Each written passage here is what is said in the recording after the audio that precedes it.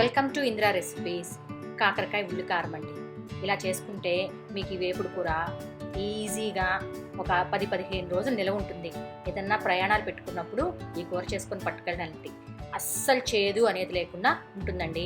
ఒకసారి ట్రై చేయండి మా స్టైల్లో. మేము ఇక్కడ 1/2 కిలో పొడుగు కాకరకాయలు తీసుకున్నామండి.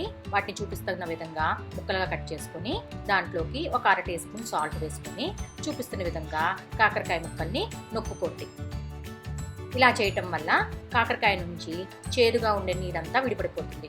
ఇలా నొక్కుకున్న తర్వాత ఒక 15 నిమిషాలు కాకరకాయల్ని పక్కన పెట్టుకోండి. 15 నిమిషాల తర్వాత ఇంకొకసారి గట్టిగా కాకరకాయల్ని ఇలా నొక్కుకోండి. చూసారా, చేదు నీళ్ళన్నీ పక్కకు వచ్చేస్తున్నాయి.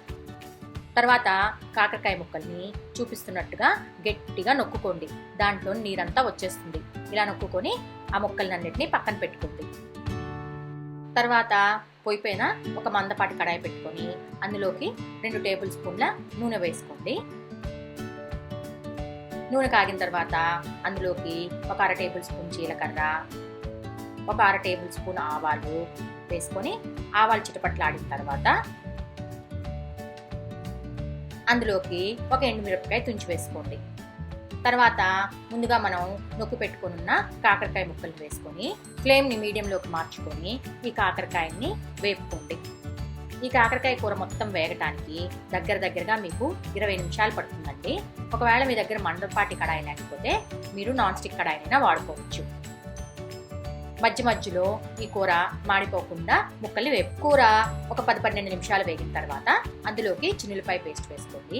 ఒకవేళ మీ దగ్గర చిన్నులపాయ పేస్ట్ లేకపోతే 4-5 చిన్నులపాయ రెక్కల్ని దంచి వేసుకోండి. తర్వాత ఒక పెద్ద ఉల్లిపాయని పొడుగ్గా కట్ చేసుకొని వేసుకోండి. మీ రుచికి తగినంత ఉప్పు వేసుకోండి. అన్నిటినీ ఒక్కసారి బాగా కలుపుకొని మళ్ళీ మీడియం ఫ్లేమ్లో ఉల్లిపాయలు కూడా రంగు మారేలాగా వేపుకోండి. మనం ఉల్లిపాయల్ని కాకరకాయలతో పాటే వేసుకుంటే ఉల్లిపాయలు ఎక్కువగా మాడిపోతాయండి, అందుకని.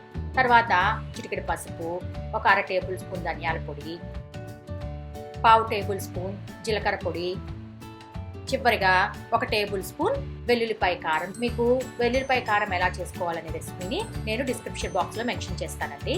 తర్వాత కొంచెం పంచదార, అంటే ఒక 1/2 టేబుల్ స్పూన్. ఇది వేయటం వల్ల కూర టేస్టే మారుతుందండి. ఒకసారి వేసుకొని ట్రై చేయండి, చాలా బాగుంటుంది.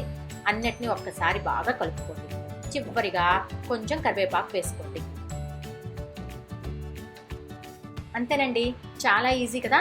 ఒకసారి ట్రై చేసి చూడండి మా స్టైల్లో. కాకరకాయ వెల్లుల్లిపాయ కారం చాలా బాగుంటుంది.